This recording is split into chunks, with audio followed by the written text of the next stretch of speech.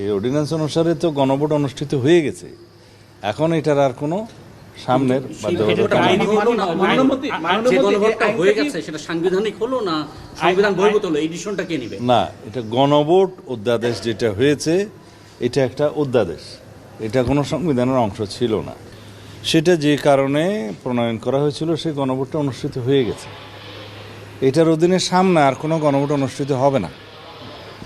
এইটাকে আবার অনুমোদন করে বিল আকারে নিয়ে এসে আইন বানানোর কোনো অর্থ নেই।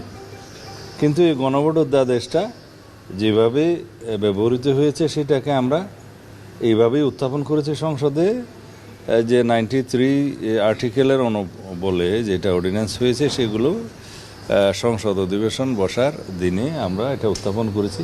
30 দিনের ভিতরে অর্ডিন্যান্সগুলোর ভাগ্য নির্ধারণ হয়। কিন্তু এইটার ভাগ্য তো হয়ে গেছে, এই অর্ডিন্যান্স অনুসারে তো গণভোট অনুষ্ঠিত হয়ে গেছে, এখন এটার আর কোনো সামনের বাধ্যবাধকতা নেই। সেটা সাংবিধানিক হলো না সংবিধান বহির্ভূত হলো, এই ডিসিশনটা কে নেবে? না, এটা গণভোট অধ্যাদেশ যেটা হয়েছে এটা একটা অধ্যাদেশ, এটা কোনো সংবিধানের অংশ ছিল না।